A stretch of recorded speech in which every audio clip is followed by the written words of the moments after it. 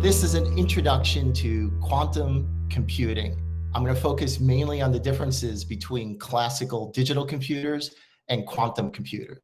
So quantum computing was first proposed by a physicist, Richard Feynman. This is his 22-page paper that was published in 1981, where he describes what quantum computers are doing now.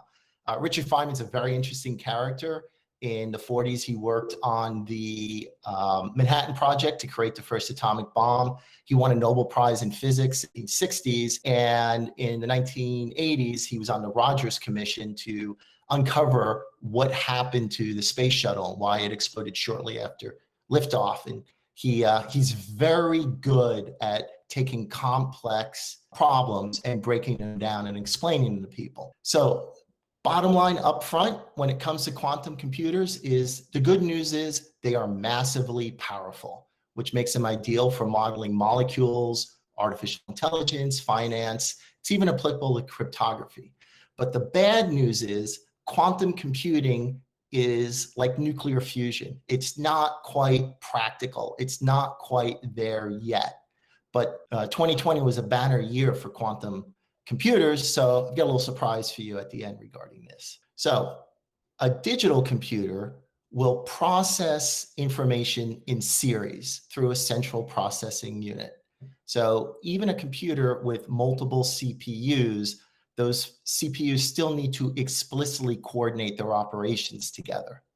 In quantum computing, things are processed in parallel. And this is really how the universe works. There is no central processing unit in the universe for its laws. So think of, a good example is, think of the human body as a computer, and our brain is the central processing unit that controls some, but not all of our operations because they happen in parallel. So if I take a bite of an apple and swallow it and drop dead, even though there's no more processing going on in my brain, that apple will begin to digest in the acids of my stomach because things are happening in parallel. The performance of a digital computer increases by a factor of 2 for each additional bit that's added to it. Since a quantum computer works in parallel, adding a bit increases its power exponentially by 2 to the n. So imagine a 64-bit computer. It's 2 to the 64, which is a big number. It's a 20-digit number. The behavior of a digital computer uses simulation. That's why we do modeling and sim. So imagine that we have a candidate coronavirus vaccine. We would take the parameters of the vaccine, and we would take the parameters of the coronavirus molecule, and we'd encode them into a program as variables, and then we would write algorithms to simulate on a small scale what happens in the real world. The problem is this doesn't scale up. So quantum computers, instead of using simulation, use imitation. And a good example of this is a lab rat. Before we give this vaccine to a human, we're going to inject it into a lab rat, and the body of the lab rat is going to imitate to a certain degree what happens in a human. So we can think of the lab rat as a computer imitating what's going to happen in a human. The logic in a digital computer uses Boolean algebra, ones and zeros, and we process the data through operations called logic gates that have names like and nan and not and XOR for exclusive OR.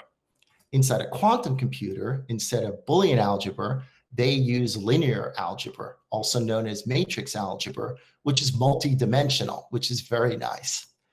The logic gates in a quantum computer have different names. They have names like X, Y, Z. There's a C0 gate. The Hadamard gate is interesting because it allows you to quantumly entangle the particles in the quantum processing unit and put them into a state of superposition, which basically is how they process information.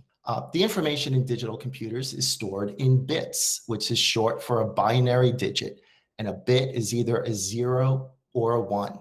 Since a digital computer works on computer science like political science, is a human-created science. So we define it, and we've defined bits to be 0 or 1 in a digital computer, and only that. In a quantum computer, we store information using qubits, which is short for a quantum bit. And here's something that's very interesting. A quantum bit, a qubit, can be a 0, or it can be a 1, or it can be both at the same time, or it can be negative, or it can be complex. And this can all happen at the same time. To wrap your head around the idea of how a qubit can be a 0 or a 1 at the same time, imagine if we were representing state using a coin, like a quarter. We could say heads is 1 and tails is 0. So what state is the coin when we flip it in the air and it's spinning? Is it heads? Is it tails? Is it both? Or is it neither? And it helps you wrap your head around this idea. We represent quantum bits using a matrix. So 1 over 0 is a 0. 0 over 1 is a 1. We can borrow some notation from quantum mechanics called cats. So to simplify a 0, we write it like this. To simplify a 1 in a qubit, we write it like this. And the purpose is to distinguish quantum bits from classical bits when we're notating them. The storage of a digital computer uses voltage and current to store the bits inside an integrated circuit like I have pictured here. Sometimes we call them chips. Inside of here is a bunch of transistors. And a transistor is nothing more than a digital switch that can be turned on or off without moving any atoms, just electrons to turn it on and off. In a quantum computer, we store state in what's known as the spin of a particle. When we're talking about particles, it could be electrons, or they could be photons, or they could be entire atoms. But there's this property of subatomic particles called spin. So in this example here, we have 2 electrons.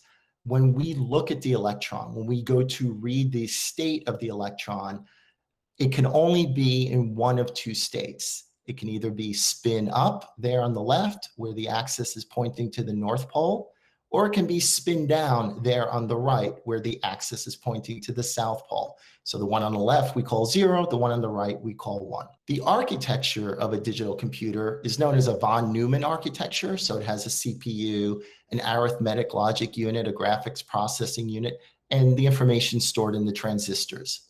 In a quantum computer, what makes a quantum computer is something known as quantum error correction that's done in the quantum processing unit. And quantum error correction is nothing more than a way to keep these subatomic particles in a very stable state and free of interference. The biggest source of interference is energy from temperature. So qubits have to be stored at close to absolute 0, literally less than 1 Kelvin, which is a fraction of a degree of above absolute 0. The output from a digital computer is deterministic. If I take the same exact inputs and put them into the same exact algorithms, I will always get the same exact outputs. But in a quantum computer, the outputs are probabilistic, which again is more like the way the universe really works.